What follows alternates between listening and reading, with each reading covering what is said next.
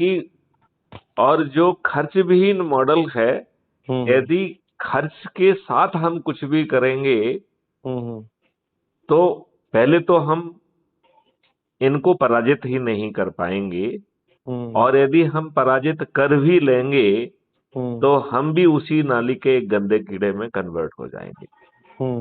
क्योंकि मैं देखता हूं केजरीवाल एक के बाद एक दुष्टता करता जाता है। कभी गोल टोपी लगा के करोड़ों रुपए बांटने पहुंच जाता है, कभी सुसाइड करने को शहीद घोषित करके उनको 1 करोड़ रुपए देने के लिए पहुंच जाता है।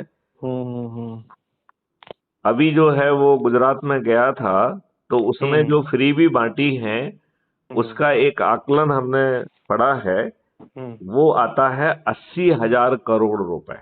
अरे हाँ, और जो राहुल गांधी ने फ्रीबी की रेवड़ी जो है ना गुजरात में बांटने की कोशिश की है, उसकी फाइनेंशियल लायबिलिटी जो कैलकुलेट की गई है वो 1.25 करोड़ रुपए है। इतना ज्यादा है? इतना ज्यादा है। तो इनके पिताजी का तो पैसा है नहीं। इन सभी का बोझ तो आम जनता पे ही पड़ने वाला है। बिल्कुल सही बात है। और जो टैक्स पेयर है उनके ऊपर ही पड़ने वाला है। और जिनकी संख्या बहुत कम है। हाँ, जिनकी संख्या ज्यादा नहीं है। ज्यादा नहीं है, राइट। और ये लोगों को समृद्ध नहीं बनाना चाहते हैं, ये लोगों को भिखमंगा बनाना चाहते हैं, गरीब बनाना चाहते हैं, उनको अपने रहमो करम पर उनको जो है ना आश्रित रहना चाहते हैं।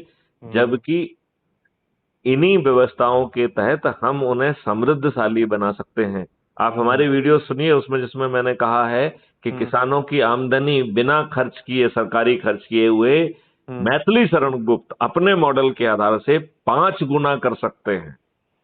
और उसमें हम किसानों को कोई ट्रेनिंग नहीं देंगे, उनके दिमाग में